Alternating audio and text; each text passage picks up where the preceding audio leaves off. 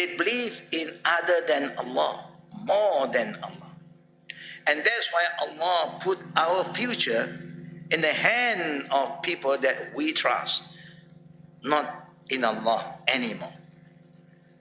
Because He promised us, and He said very clearly in this ayah, وَعَدَ اللَّهُ الَّذِينَ آمَنُوا مِنْكُمْ وَعَمِلُوا الصَّالِحَاتِ لَيَسْتَخْلِفَنَّهُمْ فِي الْأَرْضِ.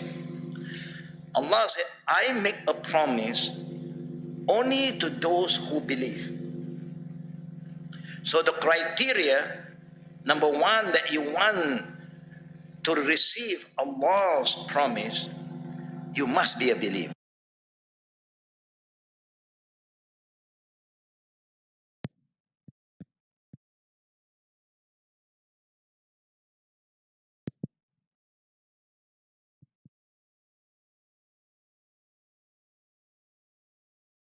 More than what Allah wants. On pleasing people and displeasing Allah, and we create more problem, and more problem will come. Allah, the Creator, He sees everything, He knows everything. The book is here to guide us. Allah is telling us about what have happened before, so that we will learn a lesson. And then He is telling us what to do now, and He have informed us about our future, that we are going down to the earth and we are going back to Allah Rabbul Alameen. Now He said, I make a promise only to those who believe. Now we all Muslim today said we are believer. How do you believe in Islam? How do you believe in Allah? In the book of Allah, if you believe in the book of Allah, Allah said, قُلْ إِن كُنْتُمْ تُحِبُّونَ اللَّهَ فَاتَّبِعُونِي يُحْبِبْكُمُ اللَّهُ. Brothers and sisters, you can have this kind of feeling.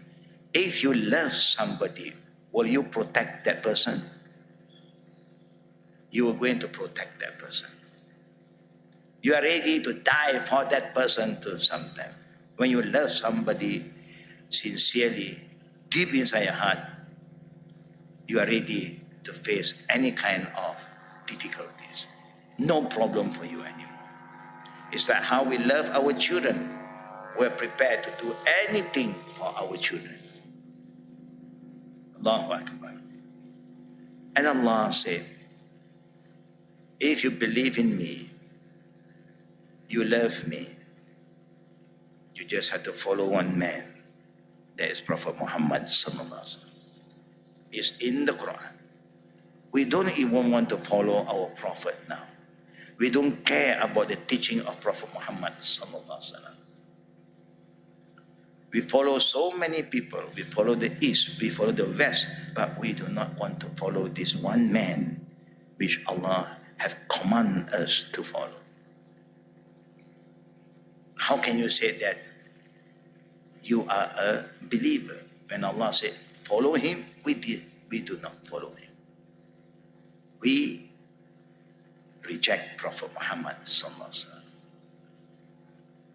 When Allah calls us to follow, the thing that Allah wants us to follow is, number one, is our belief. If you want to believe in Islam, you should believe in Islam the way Prophet Muhammad sallallahu alaihi wasallam have taught us to believe. How the first generation believed in Allah.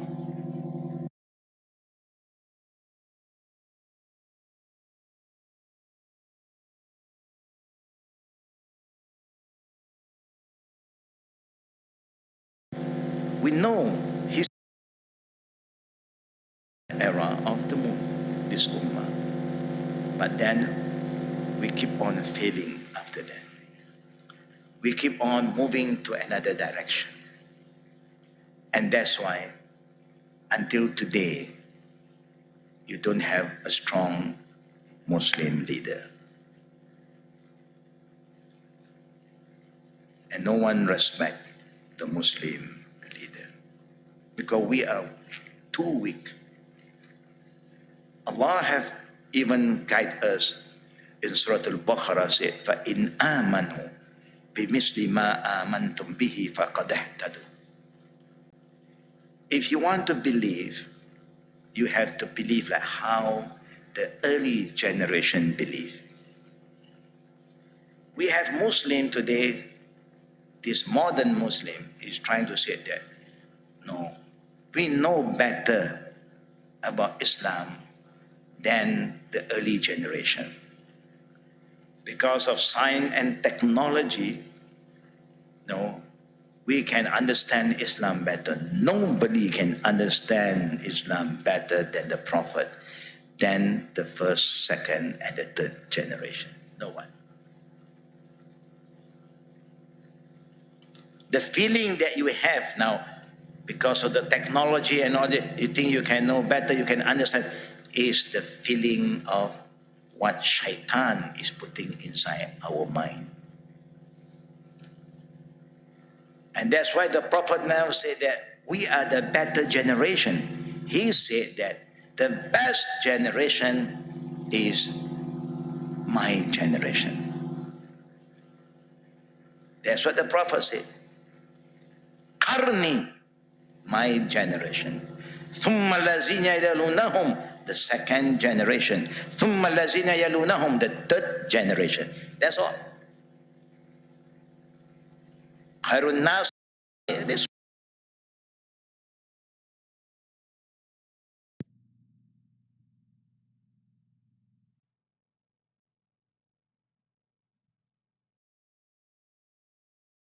None of us were there to say that our iman is stronger than Abu Bakr, Umar, Osman, Ali. But why then we don't look into them? About deen, no one understands deen better than the first, second, and third generation. About our dunya, no problem. About our dunya, no problem. But about the deen, anything to do with iman, no one have a better iman than the first, second, and the third generation. There is the first condition. Allah said, I make a promise with the believer. So if we don't get what we are fighting for, working for, crazy towards all this power, is because we are not a believer yet. We are Muslim, no problem. Allah did say in the Quran, قالت الأعراب آمنا قل لم تؤمنوا ولكن قولوا أسلمنا. There's a group of Bedouin who came to the Prophet, we are believer, and Allah said, no, say that you're Muslim. But you are going to be a believer soon. You will reach that level, but not now. Because a believer, they must have certain criteria. A believer is a person who have amana, la iman liman la amanata. You can trust him. Allah can trust you.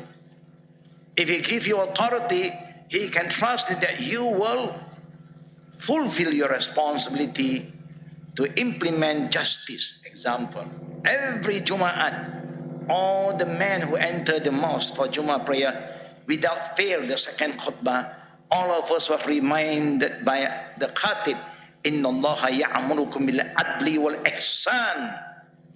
Allah command all of you to be just and be kind. Neither we are just, neither we are kind among ourselves.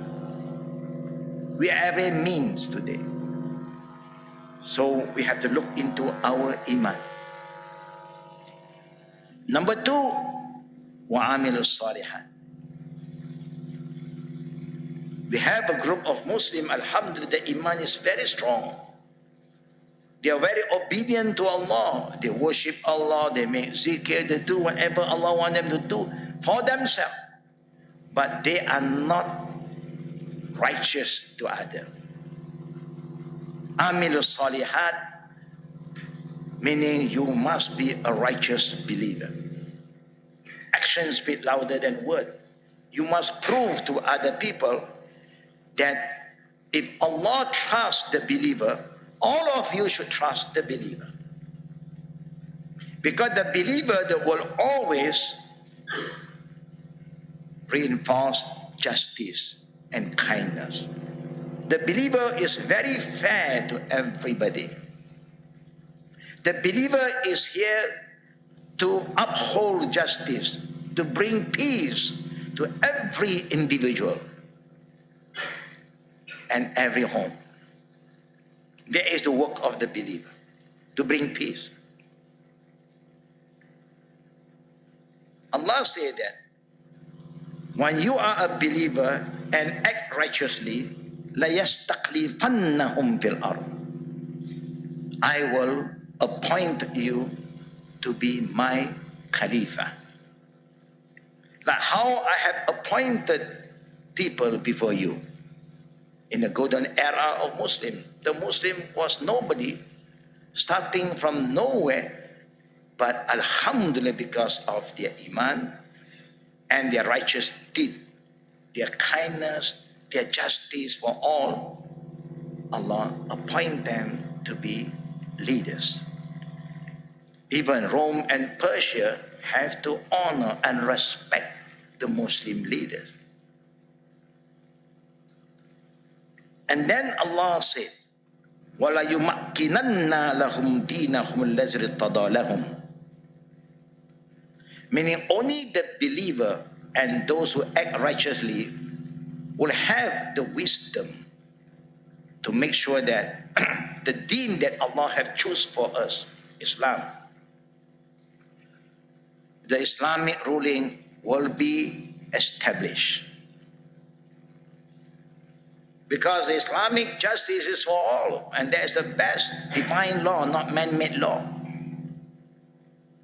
And divine law is for everyone, not only applied to the public. Everyone is not above law. No one is above law of Allah. Man-made law, there's always somebody that is above that law, because this is man-made law. And Allah continued by saying, وَلِيُبَدِّلَنَّهُمْ مِنْ بَعْدِهِمْ مِنْ بَعْدِ خَوْفِهِمْ أَمْنًا. Even there's a lot of fear about this and that.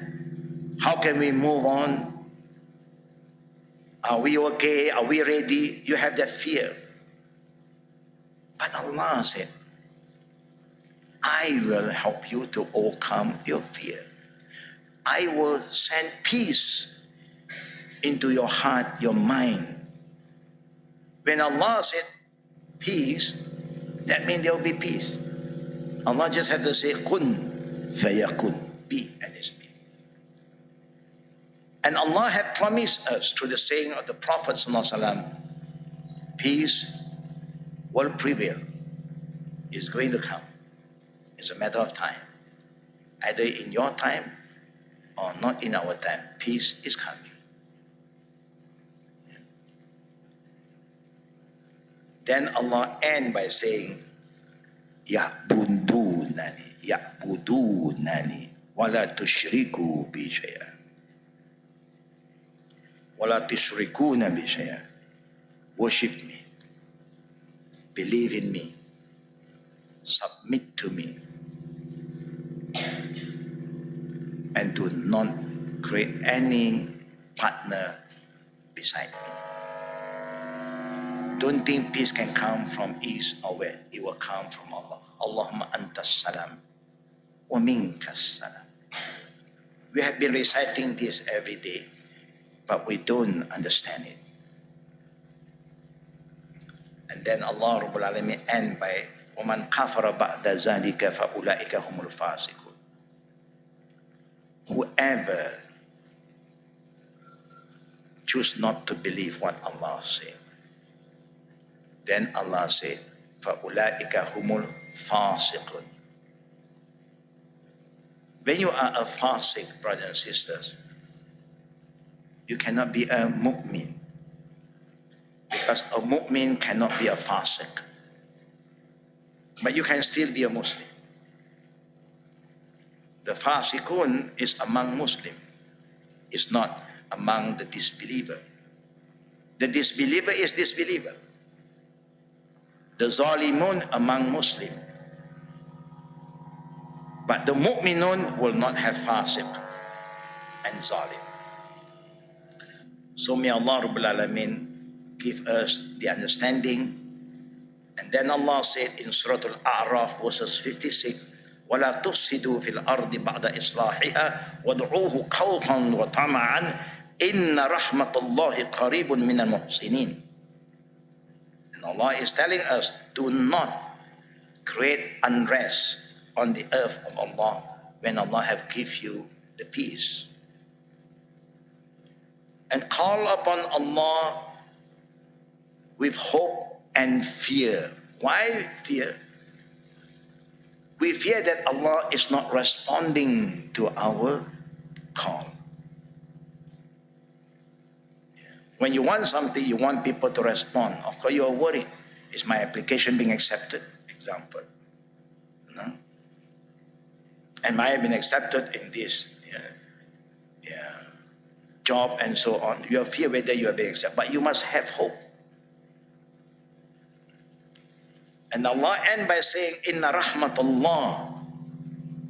The rahmat of Allah is very close to the righteous people. If you are righteous, you don't have to worry about what is going to happen. Sooner or later, Allah will give you what you deserve. Yeah. Now let us go back to the book.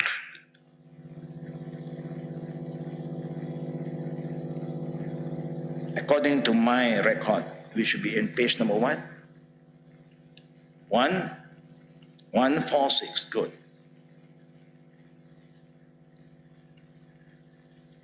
Under the subtitle, Believers Who Die in Specific Condition. These are some of the signs that Allah is telling us about Husnil Khatima, good ending.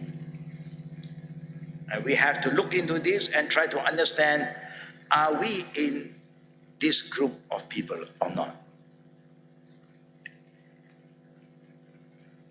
From the previous subject and chapter, it is apparent that the best protection against punishment in the grave is holding a true belief in Allah and avoiding the major sin.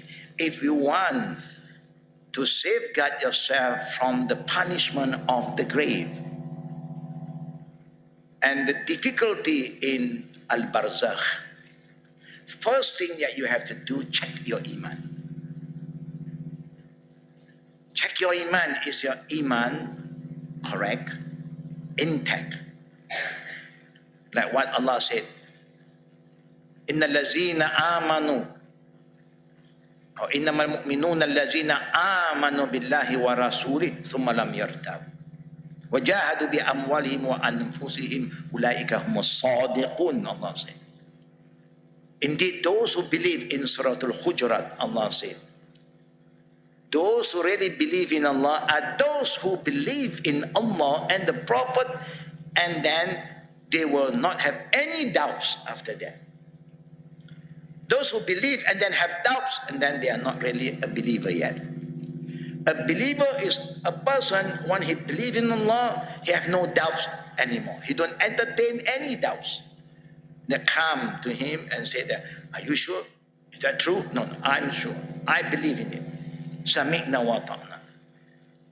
And what the Prophet have said, he believed.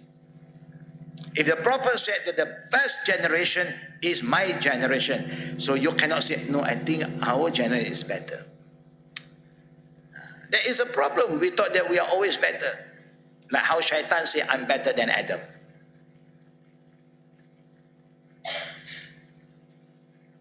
This is what we must have, this kind of belief, yeah? The true belief. And the true believer, Allah said, Ulaika musadiqun, those who prepare to sacrifice a believer is always prepared to sacrifice their life, their property for the sake of Allah. We are ready. Anything what Allah wants us to do, we are ready because everything that we have belongs to Him. Given by Him, provided by Him, so there's no problem. We also came from Allah and we have to return back to Allah. Anything what Allah wants us to do, Sami'na wa ta'na. I'm ready. Today, are you ready? I think so. Only you think so. Are you ready to commit yourself every day? No, maybe once in a week, Sunday only. No, we are not a Sunday believer, neither a Saturday believer. We are a believer day and night, every day, yes. That means if you are called to participate in doing something for the sake of Allah, you are always ready. We have been sacrificing a lot, brothers and sisters, for ourselves. We have been sacrificing a lot for our children, for our family, for our loved one. But how many of us are prepared to sacrifice for Allah? We have to ask ourselves too. A true believer is ready for them. They're not going to worry about this and that. They say, if Allah wants me to do something, I will do. The rest, I believe Allah never break His promise. He will take care of us. In tansurullah yansurkum, Allah says, you help the deen of Allah, Allah is sure to help you. Like what Allah said, وَمَا أَنْفَقْتُمْ بِشَيْءٍ فَهُوَ يُخْلِفُهُ. Whatever you spend for the cause of Allah, Allah said, I will spend on you. Example, just some minor, simple example. So you must have true belief in Allah, and if you have the true iman, you always stay away from major sin. One of the major sin that all of us have been exposed is shirk. يَعْبُدُونَنِي لَا تُشْرِكُونَ بِي شَيْئًا is what Allah said. Now in this section, we additionally present 4 specific acts of situation of husnul khatimah that result in protection from the punishment of the grave trial or punishment. Number 1, believer who die while guarding for Allah's cause. A Muslim who die while standing guard for Allah's cause is spared from both the grave trial and punishment. Salman al-Farisi radiallahu anhu reported that Prophet Muhammad sallallahu alaihi wasallam said, "Ribatun yawmin wa laylatin khairu min siyamin shahrin wa qiyamih, wa in mata jara alayhi amaluhu allazi kana ya'maluhu wa ujriya alayhi rizquhu wa aminan fatan." Standing guard on the battleground for 1 day and night is better than fasting the days and praying the night of an entire month. Just 1 day, 1 night, you stay awake. No, it's like in a war, you must have somebody who stay on guard. You cannot say everybody can rest now. No. Then you are going to kill yourself. Your enemy is just waiting for you to rest. So among those who are resting, there will be someone that Allah wants you to stay on guard. Stay awake. Not doing anything, just stay awake. It's like today we have a lot of guards. What guard is that? Security guards. They cannot sleep, but some security guards also sleep. By right, guard cannot sleep. That means you must stay awake while people are sleeping. You are awake. And the prophets promise us that if you stay awake on guard for 1 day and 1 night, Allahu Akbar. Is that easy? Is that easy to stay on guard for one day, one night? One night, okay. Night, I don't sleep. I want to sleep at the daytime. But the Prophet is that a day and a night. That means you are ready. After you do pray, in the battle of Khandaq, the cleanse war, where the enemy, they have prepared themselves. And this war is going to be the biggest one, where the enemy of Islam gathered all the forces that they know from all the different tribes. Let us come together and we destroy the Muslim. Then Allah Rabbul Alamin protect the Muslim. And in Khandaq, that's why when you visit Medina in the future, you will always be brought to an area called the 7 mosques. Yeah, they call Tujuh Masjid. Is there a mosque, 7 mosques there? No. But now they have a new, beautiful masjid been built in that area. 7 masjid means they got 7 guard house that the Prophet will appoint. You stand here, you stand there. Be on guard. So if you see any movement from the enemy, you alert the Ummah. The Ummah will be ready again to confront the enemy. And of course, those who are on guard, that when you're in Medina, meaning the prayer is being obligated upon the Muslim. Because before Hijrah, there's no prayer until 2 years before Hijrah, then Isra and Mi'raj took place. That means anything happened in Medina, the Muslim will establish their prayer. So every guard house, there will be few guard and they will pray there. And that's why they call 7 masajid. Because this is the 7th area that the guard stood up and performed their prayer. And they never sleep. So the eye of the guard who is guarding for the sake of Allah, they will be blessed by Allah. And in the day of judgment, when they go down, when they die, Allah will protect them. They won't go through the suffering, punishment of the grave.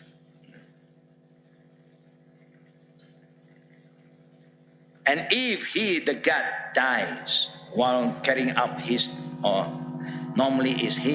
duty, his good deed that he used to do continue to accumulate for him until judgment day. He is provided with provision from Jannah, and he is saved from the interrogator angel in the grave. Khalas. The little that you do for the sake of Allah, purely for his sake, then this is the reward that Allah prepared for you. I believe there are some people who want to work and keep on working to get extra money. If they say, do you want overtime? No problem, because I want the extra money. For dunya, we are ready to sacrifice. Yeah. I think politicians also will not sleep sometime because of power. Yeah. And those business people also will not sleep because of money, if they know money is coming. And there is some kind of business coming up from the west, and the west timing and the east is different, so they are not going to sleep. They don't want to miss out that opportunity. Yeah. For dunya, we are prepared to sacrifice, but Allah is telling us about the sacrifice for akhirah. Fudala bin Ubayd reported that our Prophet also said, "Kullu mayyitin yukhtamu ala amali ila allazina matu murabitan fi sabilillah fa innahu yumanna lahu amaluhu ila yawm al-qiyamah wa ya'manu fitnatul qabr." Every person's deeds are sealed when he died. except for those who die while guarding in Allah's way. His good deeds continue to be augmented for him until resurrection day, and he is secured from the trial of the grave. This is the promise from our Prophet Sallallahu Alaihi Wasallam. And we believe, because Allah called us to follow this man. Follow this man is to follow what he have informed us. Yeah. The word yuhtam is like khatam. The Prophet said, innamal a'malu bil khawatim. Remember, brothers and sisters, we have been so good, alhamdulillah. We have been so consistent in our Sunday class, alhamdulillah. We hope we will keep on with this spirit until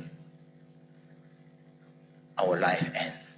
As long as we are able to move, we keep on moving. As long as we are healthy, we keep on coming until Allah said, no. That means it's time for us to go home. Why? Because we want to have a good ending. Yeah.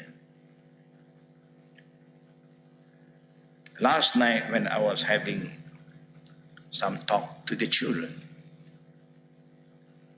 and we were back almost midnight. So we have a lot of other not local Muslim, our foreign Muslim, came to me and said, have you heard what happened in Cape or in South Africa? I said, yes. So they said, are you going anywhere soon? I said, yes. They say we have to be very careful. Yeah. I say, yes. The Muslim must be always be careful wherever they go today.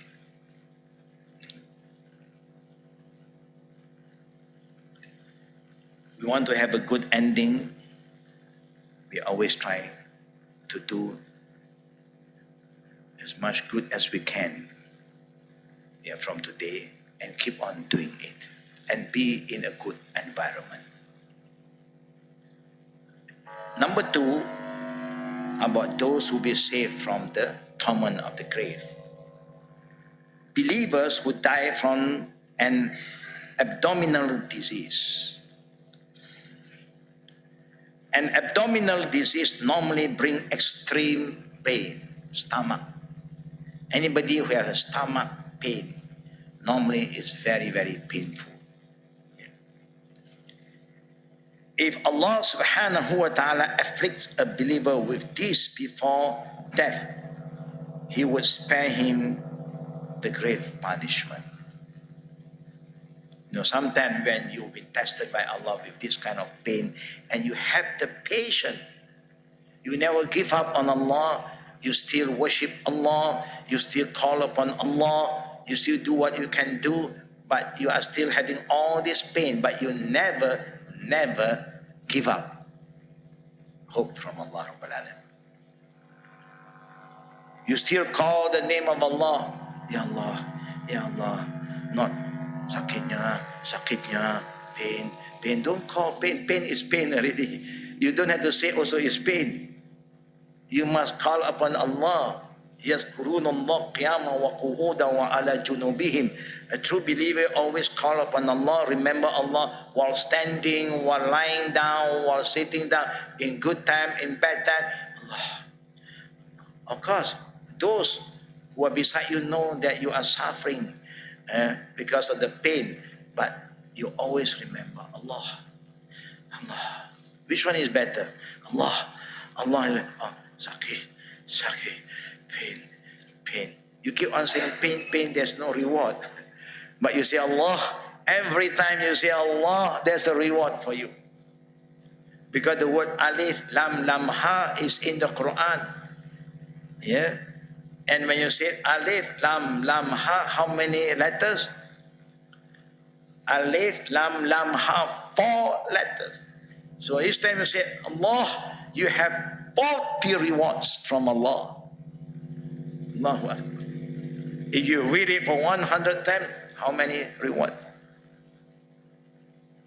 Yeah. Can you imagine?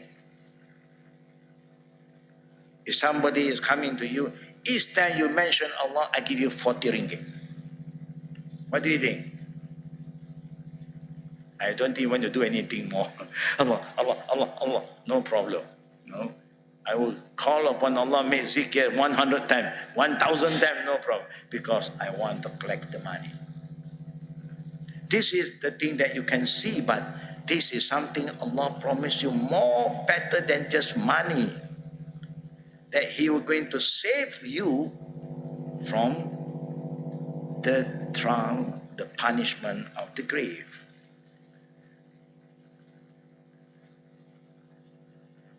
Sulaiman bin Sard and Khalid bin Arfatah radiallahu anhuma, 2 companions of the Prophet ﷺ, reported that Prophet Muhammad said, Man qatalahu batnuh lam yu'azzab fi qabrihi.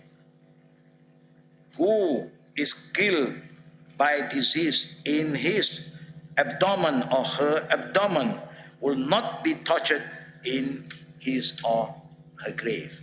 Allahu Akbar. But you don't ask for that. We Muslims don't ask for pain. We ask for peace, help. Yeah. But then if Allah is going to test you with this, then you are ready for it. Yeah. Don't ask for pain. Anything bad, we don't ask. Even though bad will come to us, but we don't ask. Yeah. We only ask what is good. That's why the best prayer is Rabbana atina fid dunya hasanah. I want all the good thing in this life, dunya. Wa fil akhirati hasanah. In akhirah, I also want all the good thing. You don't say to Allah, oh, it's up to you, like you want to give me hasanah or no, I'm okay. No, you don't say like that. Oh Allah, give me anything you want. No. Oh Allah, I want the best. Of course, Allah decide, but you always ask for the best. Yeah. Ask your parent for the best. At the end, your parent will decide, you want a shoes, I want the best. And then the parent will come and at the end they buy bata. Alhamdulillah. Do you accept? You can, why bata, man? When I say the best, bata is not in my mind. I think bata cannot be the best. But if Allah said bata. Number 3, believer who regularly recites Surah Al-Mulk.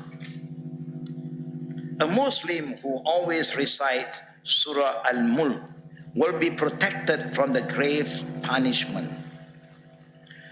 Abdullah bin Mas'ud reported that the Prophet said, Surah Al-Tabarak hiya mani'atu min azabil qabri.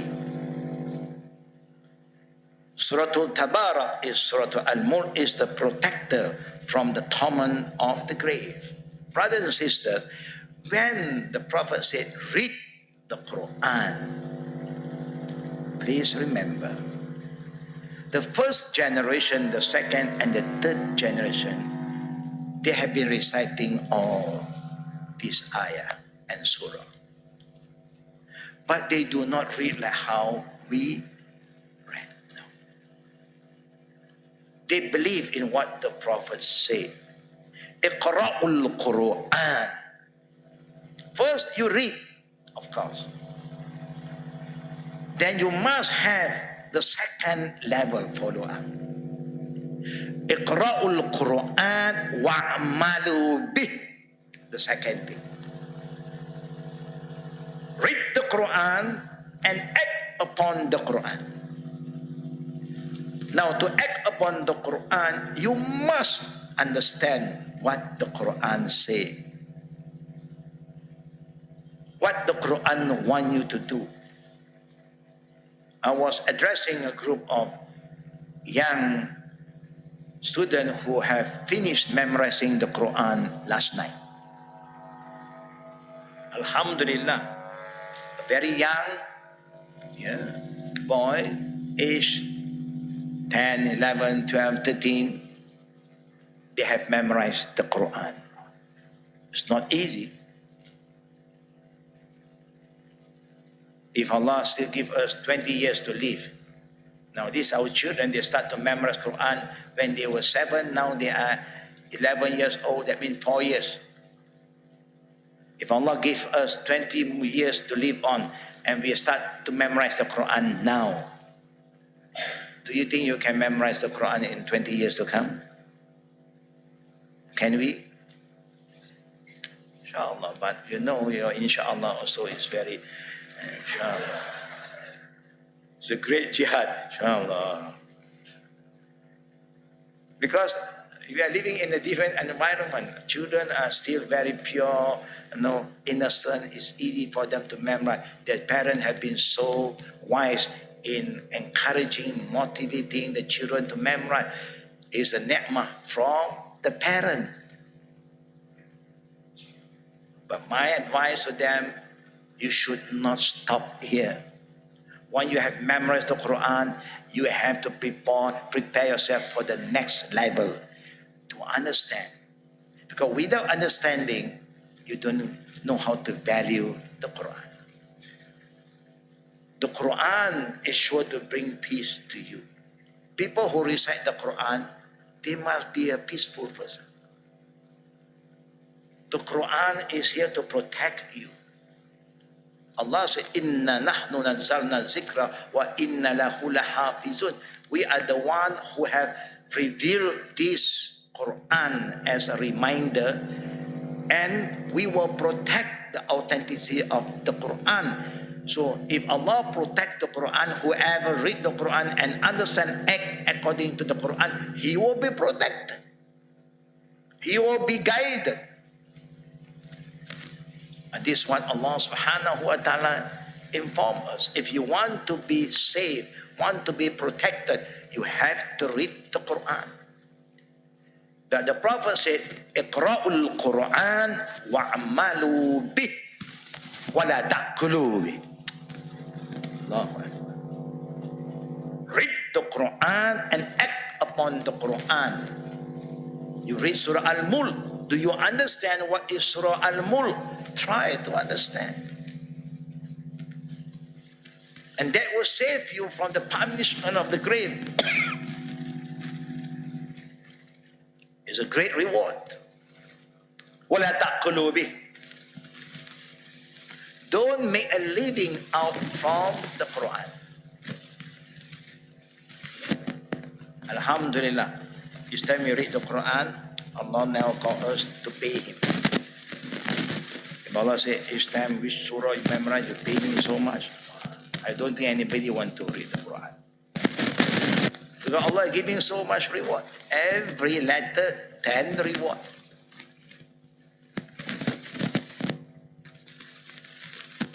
So it's good to read the Quran. The Quran can intercede for us. The Quran can be a protector, but the Quran can go against us too. And I did share my experience in the early 70s, not now, when I was a new Muslim and I was staying in Penang. Anybody from Penang, you know where is the Pakistani mosque. That is where I became a Muslim. That is where I stayed for 2 years. And 2 other years stayed at the masjid, Makkah, and other Masjid. That is the first place where I became a Muslim and I stayed. And there was a time a young Hafiz came back from overseas, not here in other country, and he was appointed the assistant imam. Good, a young man.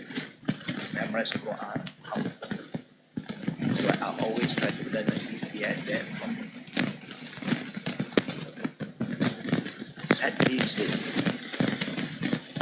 after some time, we feel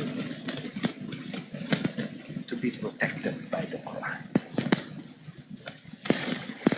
These are people who have memorized Quran. What happened? He drink alcohol drink. And he commit a lot of things.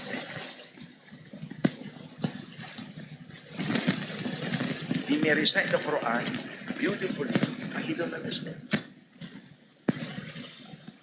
So that's why we want everybody who want your children to memorize Quran, please, after they have memorized one surah, call them to go through the meaning of that surah,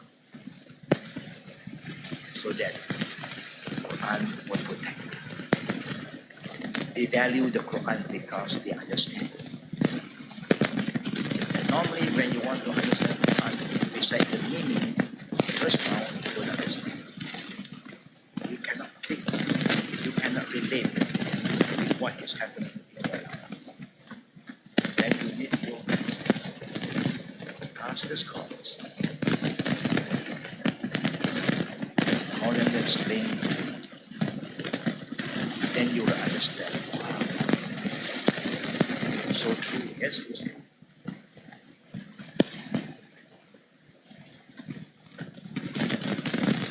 And no one understands the meaning of the Quran more than Prophet Muhammad,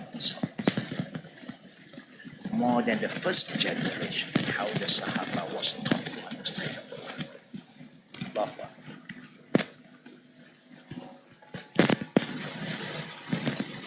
And the last group for today's lesson, believers who die on Friday. A true believer who die on Friday is protected from the grave fraud. Abdullah bin Amr radiallahu anhuma reported. You remember when there is a huma means what? Abdullah bin Amr, when there is a huma, yeah, indicate what?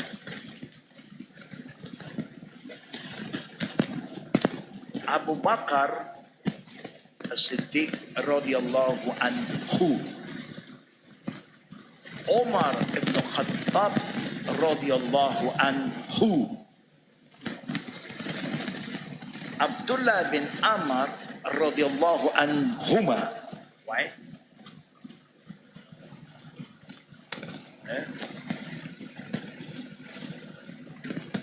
Why not Abdullah bin Amr radiyallahu anhu?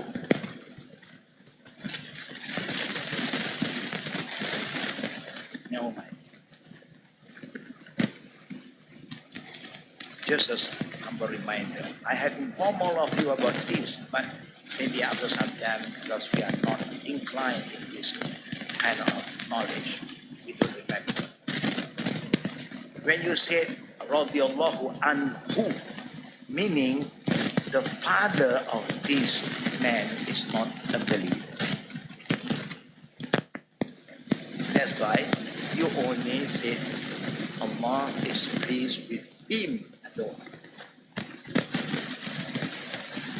Umar ibn Khattab, Umar is a believer. Al-Khattab is not a believer. He is not a believer.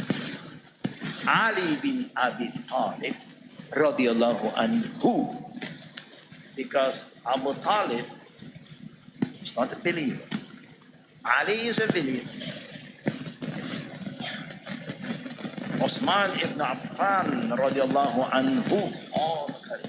But Abdullah bin Amr radiyallahu anhuma, because he is a companion and the father is also the companion. So we say both.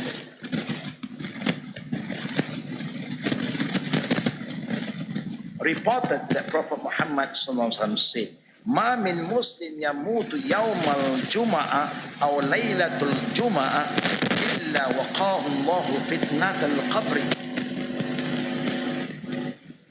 When a Muslim, of course, when Allah and the Prophet use Muslim is for every Muslim, male and female. When a Muslim die on the day or eve of Jummah, meaning if tomorrow is Jummah, tonight you die, or tomorrow morning of Jummah you pass away,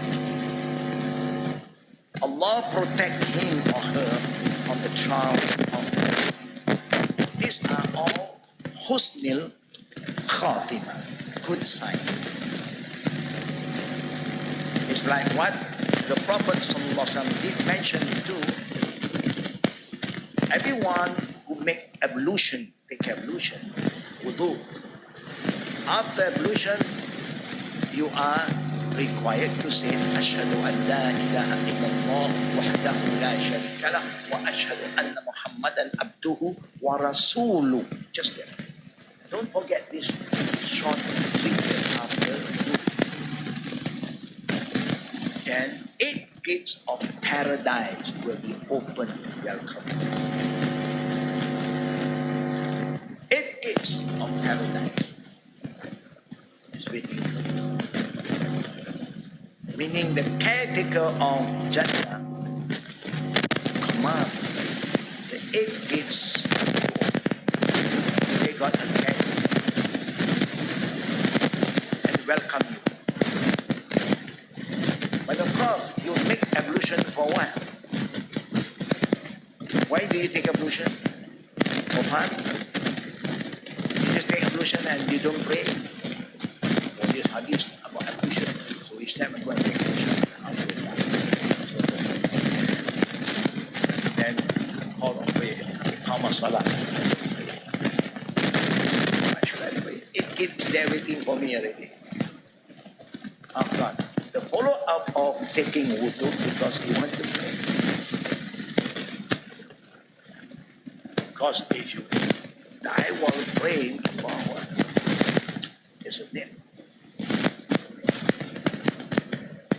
When you die waiting for the prayer, isn't it?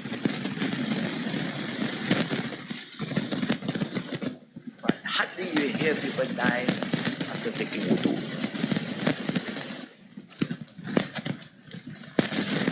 When this happened, well, all of us will have this belief with husnil khatimah.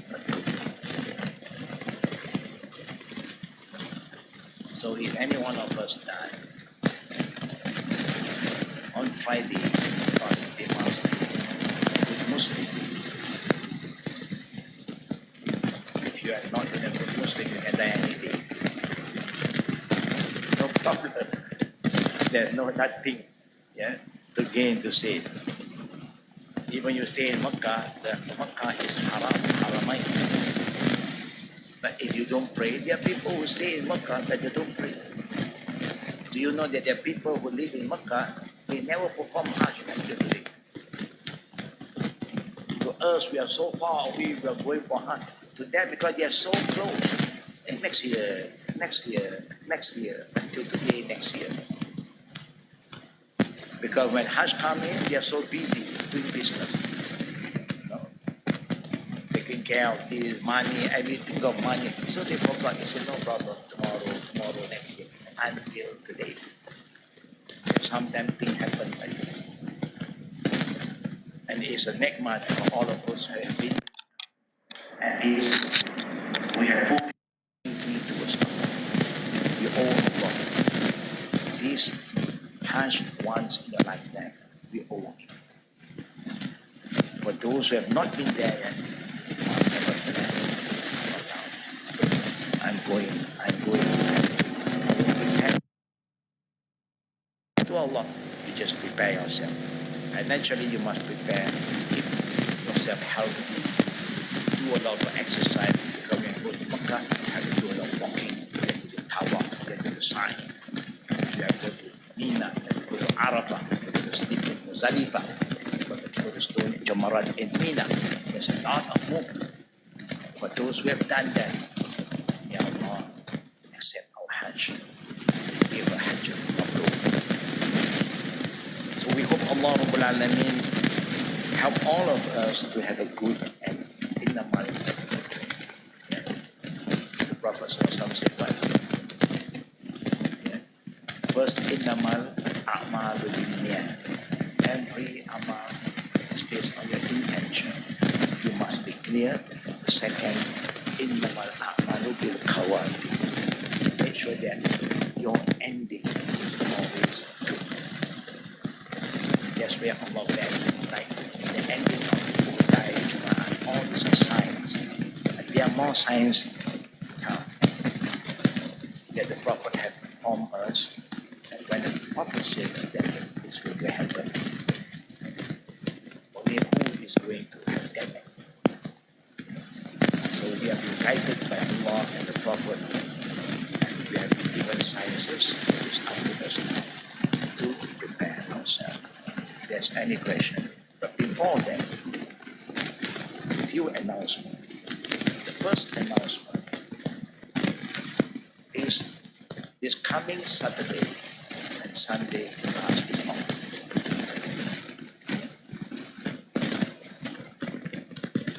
No class. We know everybody will be busy, but don't forget what you have learned. And wherever you visit, you travel, share the knowledge with them. Remind them. Number two, we know, inshallah, we have some new activities. It's about training our younger children to be a writer. Sooner or later, it's going to change.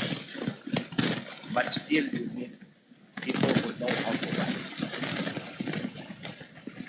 So, Mr. Anis is organizing a class. She's a qualified journalist. Do they have any of the write-up?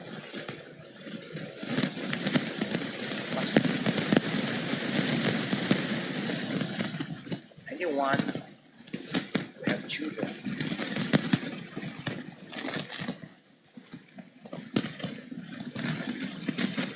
his number, you can contact his number. Because we are organizing a special class, a day class. There are some costs involved. But this is a good class. 11, age 11 to 14, or maybe 15, you can contact.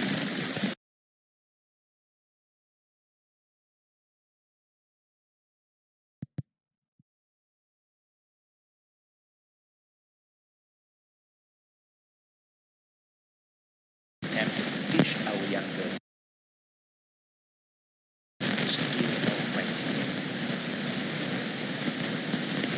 Because we need to empower the youth to love to write what is right and to guide them. Not just to write anything they like to write, but to guide them to write what is right. And always remember that year 2020 is a year that we are going to do a lot of outreach program to help the poor and the needy. So we have the LOU, don't forget that whoever have respond to the LOU, alhamdulillah, letter of undertaking to help Khadim to move forward, to more activities to reach out to the poor and needy. The different thing that we are doing is that we don't wait for them to come anymore, because a lot of time people who are needy will come here. Today we don't entertain that kind of approach, because they do not give us the opportunity to follow up and check their condition. So we have empowered a group of volunteers and some paid staff to look into this matter. Anyone come to see me, and I will pass it to this unit, and this unit will send a team to visit him and get all the information and keep all the record properly, and we will have a follow-up program. First follow-up, we check with the welfare department whether these people are telling us the truth or not. We want to help those who need help, but we don't want them to lie to us. You have seen the virus, sometimes people come and ask for this donation, that donation, and they are not even Muslim sometimes, but they dress like Muslim. The only thing they learn, Assalamu alaikum, wa alaikum salam. And then we thought they are Muslim, but they are not. Yeah. So things have changed, so we have to be very careful in doing what is right. Follow the proper way, and then we will check. One, we found out that their report is genuine, and then we will have for them.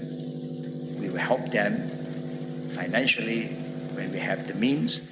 We help them with knowledge mentally. We organize classes for them and the children, and also we will help them spiritually. Yeah. So that is how we are going to move on for year 2020. So we need a lot of support from all the elders, at least your dua, the minimum, so to make sure that our younger generation are active in doing righteous deeds. And that will help our younger generation to strengthen their iman by doing righteous deed. By doing a lot of deed, it can strengthen your iman. Yeah. Iman will be strengthened by amal saleh. If there's any question, now we open for Q&A. Fadda.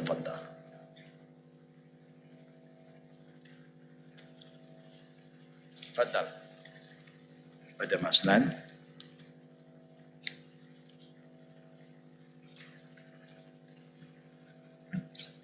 Waalaikumsalam warahmatullah. We pass it to Brother Maslan. Waalaikumsalam warahmatullah. Yeah. I'd like to ask on a couple of things. It's a matter of people who die. People who die. One is the practice to bury him as soon as possible after he passed away. And the other one is to bury him at the place where he dies. What are the pros and cons to this? For instance, they die overseas, bring the body back. Or if they die in Malaysia and the children are overseas, the children arriving at 6 o'clock, but they plan to bury them in Zohor, after Zohor. No. So which is the best? Yes. No. Yeah. The question is, we know what the Prophet said to us when person die, be hasten, be fast. Yeah. To wash the body, yeah, and then wrap up the body, kafan, and to bury. Be hasten, yeah. This is what the Prophet said. But there are two scenarios. One scenario is that if our loved one die overseas when they're trapped, if you want to be buried fast, that means you cannot send their body back. Because when you want to do that, you have a lot of other preparation. Then it will take days. What should we do Islamically? As a Muslim, whenever you die, when there are Muslims who can arrange all the Islamic burial, just do it. You don't have to waste your time and be too emotional and also sentimental. No, sometimes when your parent is with you, you don't even bother. And now when he died overseas, you want him back for what? If you remember him, just do what he wants you to do. So this is what Islam said. Wherever you die, if there is a Muslim community who can do this, just do it there. That's number one. That's according to the Sunnah. Yeah. It's like our Prophet, when he passed away, people were a bit confused whether we ought to send him back to Mecca where he was born and where Khadijah was buried in Mecca, or we want to send him to Uhud. Uhud is Medina, is close by because the Prophet died in Medina. But then later on, Abu Bakr came and cleared the confusion and said the Prophet mentioned wherever a Prophet died, where he died, there is where he will be buried. So, and then gone. They don't entertain other thing anymore. When there is a saying of the Prophet, they will just follow. So when the Prophet said, when you die anywhere and there's a Muslim community who can arrange the Islamic burial, just do it. Yeah. Just like when you die here and your children is not around. One is there, one is overseas. If they are just from negeri to negeri, then they just wait for a while, there's no problem. But if they are from overseas and then you want to wait, you don't have to wait. What is important is if you want to come home, you come home. If not, then you can even pray for the parent, make dua. Because if the funeral prayer is being performed here, there is no Salatul Ghaib anymore. Salatul Ghaib, according to the Sunnah of the Prophet, is only applying for us to perform the mayat prayer, the funeral prayer, when you are sure nobody perform funeral prayer for the Muslim who die elsewhere. Then you do it. But when you know there is a Muslim community who have performed the funeral prayer, Salatul Mayat Ghaib will not be a sunnah anymore. Then you can just make a general prayer. Allahumma gfir lahu warhamhu wa'afihi wa'fu anhu. Yeah? And we also have problem even locally sometimes. You die here, but you want to send it back to maybe the East Coast or any coast, But here you have so many people who can arrange it. Yeah. I know some of us feel that because my father was buried there, my mom was also buried there, my grandfather also there, I also want to be there. Do you think that you will be gathered together, you meet each other over there? No. Everybody will have his own area. If Allah want to meet you, you can even bury it anywhere. You can even throw your maya into the sea. Allah will meet all of us. But you don't have to worry. Don't be so sentimental. I want to be side by side. No. Yeah. The sunnah is to make it fast. If only for a few hours different, it's okay. For days, no. Now, next question, Father. Wa alaikum salam wa rahmatullah. Every level, the grading. Oh yes, there's always some grading. That's why there's so many levels. For those who commit a lot of sins, but because they have the belief in them, iman to Allah, but they are sinners all the way. After they have been punished in hellfire, Allah's will that they will be sent out from hell and then enter paradise. And you see what kind of sin that you committed. If you are really a sinner, then they'll put you the lower class. But if you have been good too, and sometimes bad, and good and then bad, then you have another level. The highest level are those who, like what the prophets have said. I show you one example. In the Quran, Allah said, وَالَّذِينَ هُمْ عَلَى صَلَوَاتِهِمْ يُحَافِظُونَ أُولَٰئِكَ هُمُ الْوَارِثُونَ الَّذِينَ يَرِثُونَ الْفِرْدَوْسَ هُمْ فِيهَا خَالِدُونَ. Firdaus al-A'la belong to those who perform their prayer properly. Hafizun. And that's why we emphasize that every month we have 1 day course of perfecting my salah. It's very, very important. Something that we do daily. Cannot go wrong. It should be better and better. And your prayer cannot be better than Prophet Muhammad sallallahu alaihi wasallam. And that's why you should follow the way of the prophets. Until today, a lot of people don't know how to perform the prayer following Prophet Muhammad sallallahu alaihi wasallam. They have learned how to pray, but they don't even know in detail how Prophet Muhammad sallallahu alaihi wasallam performed his prayer. And the Prophet have said, "Sallu kama ra'aytumuni usalli." Example, And Allah promised for those who perform the prayer properly, perfectly, they will be the inheritor of Firdaus al-A'la, Jannat al-Firdaus. Yeah, there are different levels. And that's why the Prophet said, أَوَّلُ مَا يُحَاسَبُ الْعَبْدُ or al-mar'u يَوْمَ الْقِيَامَةِ عَنْ صَلَاةٍ. The first thing Allah is going to ask us in the day of judgment, the day of resurrection, is our prayer, our relationship with Him, our daily responsibility towards Allah. If your daily responsibility with Allah is not good, means you have failed. Pardon? How many levels? They have 100 level of Jannah. I mean, about the people who take care of the prayer, they will be in Jannat al-Firdaus, one level. Firdaus, Allah promised us. Ulaika humul warisun allazina yaristuna firdaus hum fiha khalidun. For this group of people. And that's why we have to focus on our prayer. Yeah.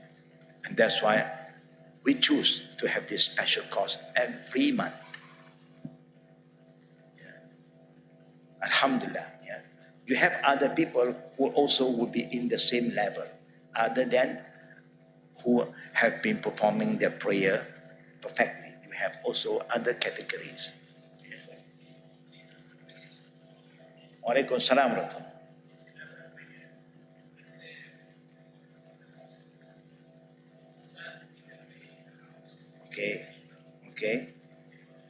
Okay. Masjid.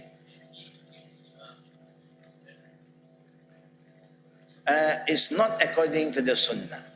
According to the Sunnah, once a person has performed the janazah prayer, where the janazah is still there, and then he don't lead anymore. That means those who will pray in the mosque will be led by other people. Yeah. You do only once. According to the Sunnah, no. Yeah. Only once.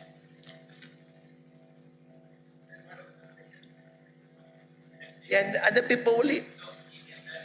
No, you can. You can, of course. I'm saying that Salatul Mayat Ghaib.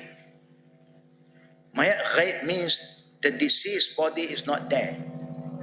I know that's why. If not Ghaib, then you can.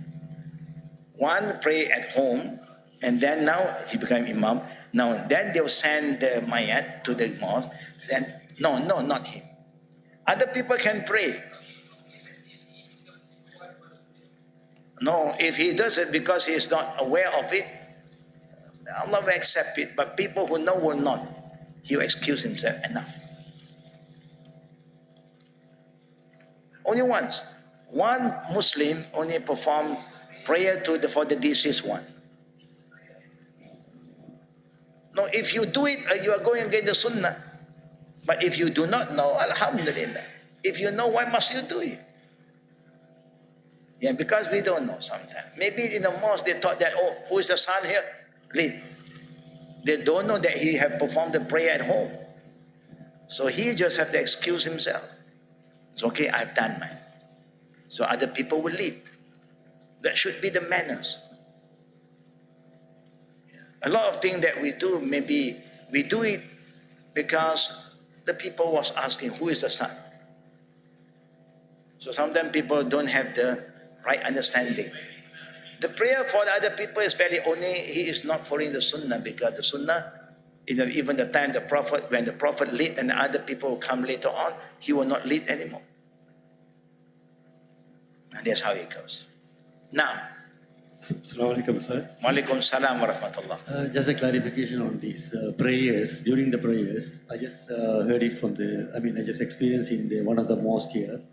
When you raise up from the ruku, instead of saying Sami Allahu liman hamida, I heard Allahu Akbar. So it's not the first rakat, even the second and third rakat also Allahu Akbar. Is that right? Wait. You are saying those who are praying, The Imam. the Imam after ruku. After ruku, He's coming up to iktidal. Yes. Okay, what do the imam recite? Allahu Akbar. Allahu Akbar. Is that right? Because What do you think? Is that right? normally we hear Sami Allahu liman Yeah, hamidah. of course, not normally we hear. That's what the Prophet said. The Prophet said, and the Prophet himself recite, when you are coming up from ruku to iktidal to standing, you said, Sami Allahu liman hamida. That's what the Prophet taught us. So you experience that. Somebody said, when he is coming up, Allahu Akbar. Then what do the ma'mum do? It's all everybody get up, basically. Huh? Nobody say anything. Everybody get up, Allahu Akbar. Everybody also Allahu Akbar. Ah. Wow. The first time I heard this. That's the thing, first time I'm also hearing it, and probably I Yeah, I'm worried that maybe the imam may have forgot something. Maybe. I was focusing on the next second rakat, third Okay. rakat, Also the same. Also the same. Wow. And then you should have. So probably I have to see it again. Then you must send a letter to the authority and call them to check on this. Because according to the Prophet, according to the Sahaba, according to all Imam, when you are coming out from ruku to iktidal, you only say one thing: Sami Allah, liman hamida, Rabbana walakal hamd. Rabbana walakal hamd. But this is the first time I say Allahu Akbar. If first rakat he forgot, then because he may forget. But second also the same, third the same. That's what I was focusing on, to listen to that, whether it's the same thing. Thus he said, they can easily differentiate. Allahu Akbar and Sami Allahu liman hamidah. No, you cannot. There's no Allahu Akbar from ruku to iktidal.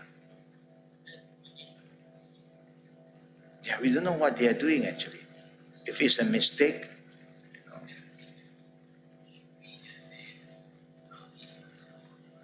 yeah. We don't have to follow. Maybe the imam may make some mistake. Yeah, we can correct it. We can correct it. Yeah. Sami Allahu liman hamida. Yeah. To remind others. But then it's good for those who have experienced that to inform the authority that we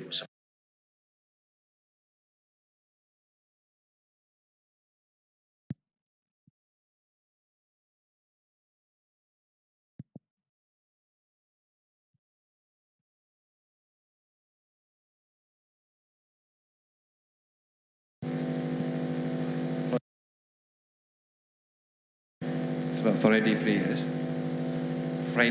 Friday prayer for the for the men. men. I read one hadith about how Rasulullah SAW after Friday prayer he performed 4 rakat, and one hadith about 2 rakat. So which one is the best for Ba'diyah? I mean after Salat Jumaat. After Salat Jum'ah, whoever want to perform Sunnah Ba'diyah in the mosque, do 4. Whoever want to do 2, just go home. Or to your office, you can do 2.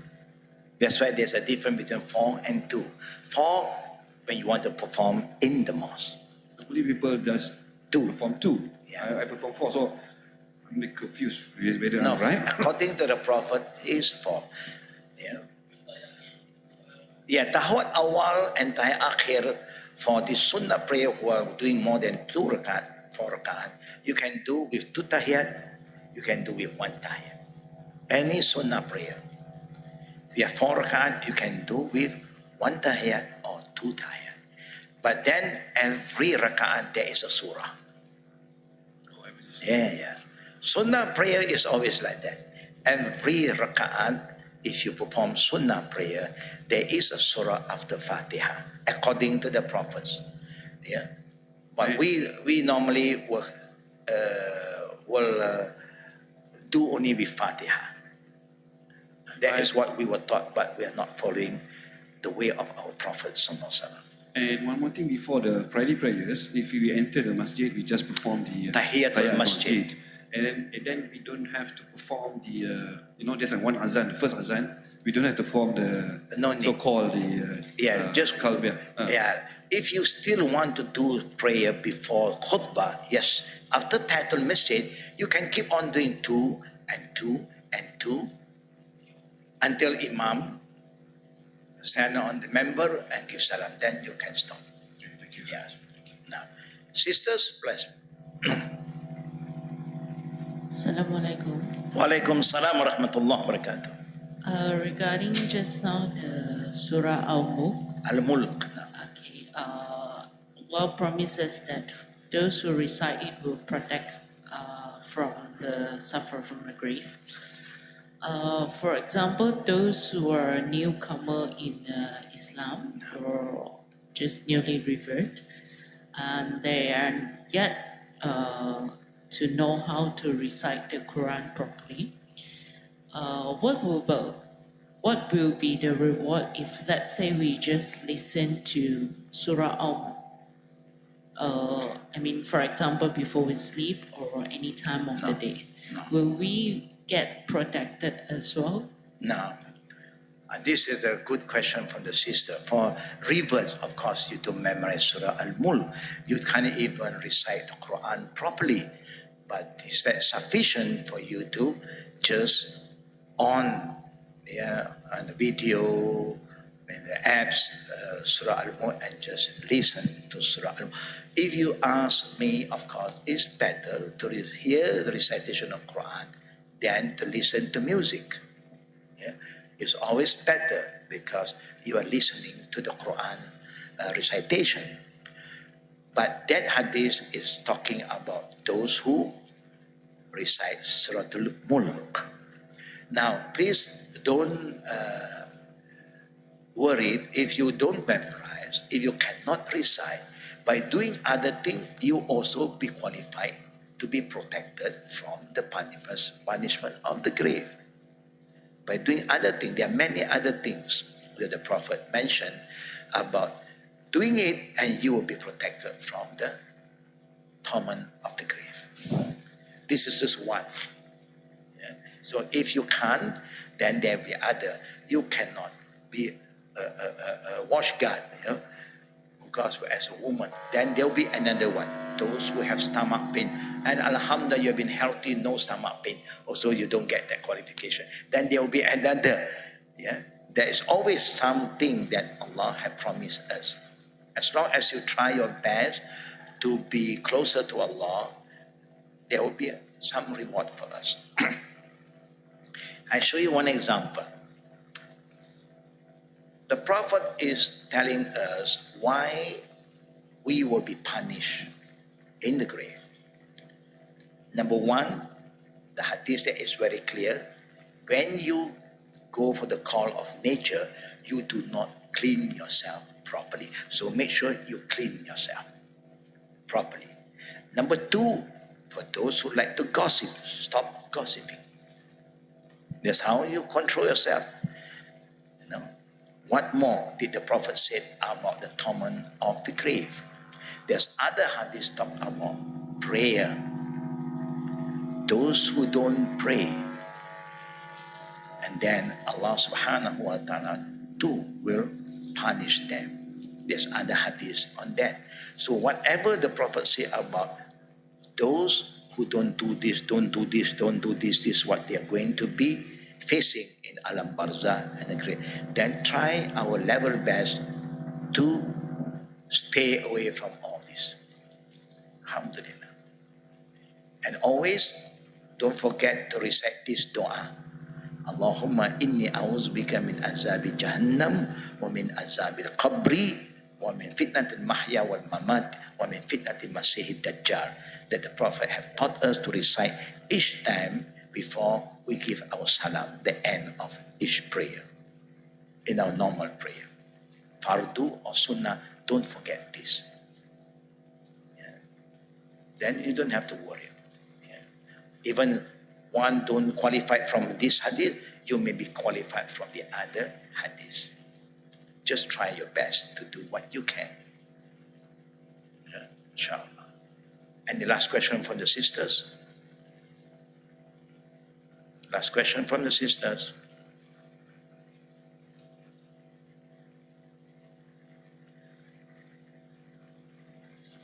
Assalamualaikum, Ustaz. Waalaikumsalam warahmatullahi wabarakatuh.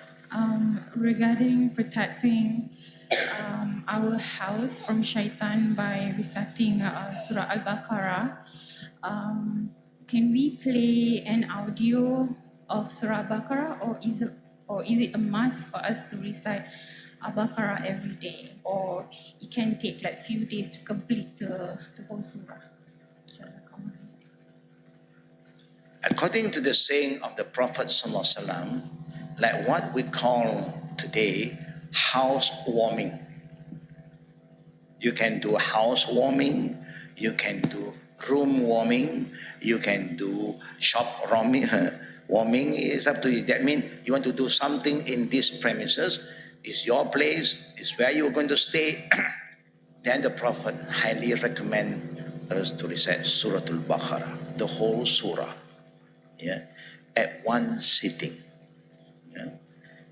And the Prophet want you to recite, meaning those who stay in that place.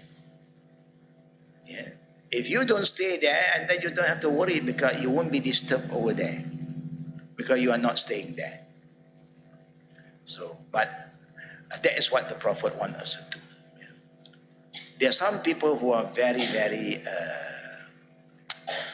funny. They say, "Oh no, I cannot recite. So I have no time to recite. So what I will do, I will call a group of tahfiz boy to come and recite." But remember, the tahfiz boy is not staying there.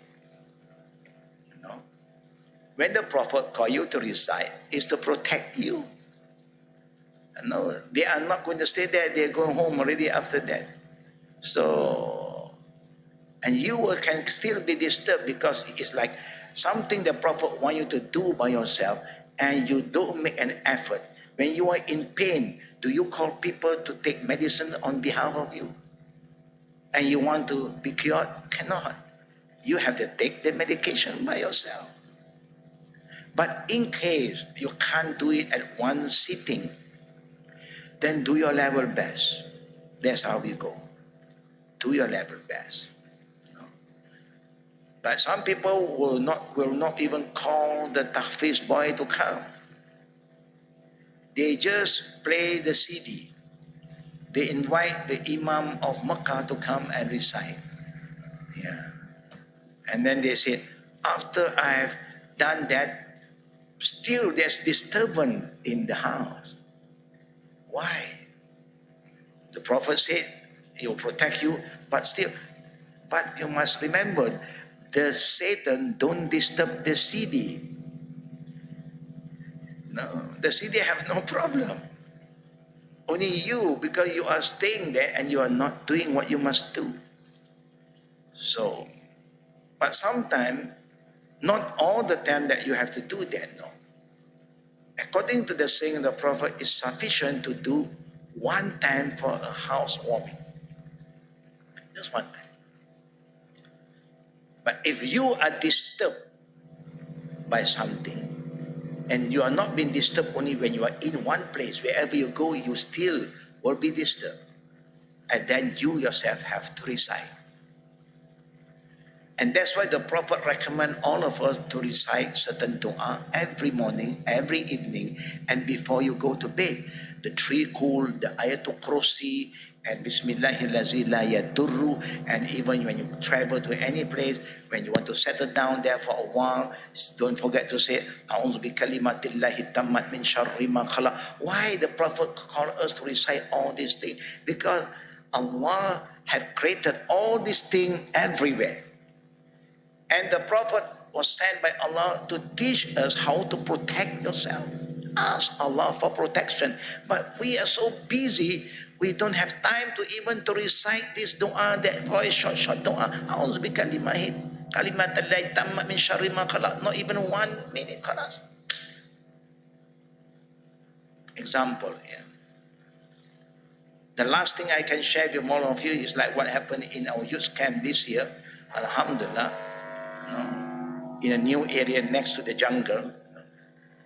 And suddenly a lot of people, children experience new thing over there. You know, they experience here sitting, they saw certain thing, you know. So they are worried, you know. They are worried. Of course, I have to make them understand. You know, before you are here, they are here. You know, so we are coming to their area, not they come to our area. You know, so you know why when we arrive, we call every one of you to make this dua. A'udzu bikalimatillahi tammat min syarri ma khalaq. We are seeking refuge in Allah to protect all of us from anything that is bad in this area that Allah knows best. We don't know. And alhamdulillah, because of our dua, Allah is protecting us. We are all, alhamdulillah, we are okay. Only some decide because sometimes we are more naughty than that. We forgot that we human are worse than the jinn sometimes. No. So now with that environment, alhamdulillah, most of our youth are very well behaved and more disciplined, and they don't roam around at night. If not, normally they don't sleep early. You know. But when this happens, they're all together, alhamdulillah, in a good jama'ah. Sometimes you ask Allah for help, Allah can help you from any angle. He sent angel, He can send jinn to help you. And this is how you must have that faith. You have asked Allah to protect you. And Allah can protect you from many, many ways. Yeah. And also Allah sent a group of our brothers, the bigger brothers, came from Papua New Guinea. And they are ready, yeah, to be on guard. They move around. See? So even everywhere you have jinn, now Allah send jinn and ins from Papua New Guinea. Yeah. Sometimes, no, when jinn and jinn meet together, no, they also respect each other. No. There's a lot of things happening that we don't know. They're not in our control. But lastly, to the question of the sister, yes, you recite Surah Al-Baqarah, and the Prophet did mention too, if you can, plus Surah Ali Imran. You know, Surah Al-Baqarah will take you about 2 hours. Yeah. And plus Imran, I think it will take you 3.5 hours. But only once you do it, according to the Prophet, for the housewarming. The rest is something you just say, oh, the short dua every day. That will help you, inshallah. Yeah. Important is you must have yaqeen, istiqamah. It's like any medication that you take, supplement, you take it continuously, the impact is better than you take once and then you just abandon it, then you do it. And always try to have good thoughts towards Allah. Husni zan billahi ta'ala. Yeah. Now, these good thoughts can help you to be positive in your thinking, in your judgment, in your feeling towards Allah. When you have positive feeling with Allah, you will have a very good positive feeling towards fellow mankind. Hablu minallah, hablu minannas. May Allah bless us, brothers and sisters. Remember about the classes, writing classes for children, and it's something that we do encourage because it helps the children. Yeah? It guides the children to do what that can benefit them in their future. Yeah? And second thing, don't forget, Saturday, Sunday class is off. Yeah? So we'll meet up again the next Sunday. The next Sunday, where am I? Oh, yeah, I'll be back. Yeah, I'll be back. Because there'll be a lot of other activities coming in. Yeah, but we hope that all of us will try your best to remember all the teaching that we have shared with you and you share with others. And don't forget, if you're traveling, take care of yourself and make dua for the travelers. Dua, don't forget. And also, don't forget to pray for each other, our jama'ah who is not well. May Allah heal them, cure them as soon as possible. And may Allah forgive all our sin. Amin. Subhanakallahumma bihamdik. Ashhadu an la ilaha illa anta astaghfiruka wa atubu ilayk. Assalamu alaikum wa rahmatullahi wa barakatuh.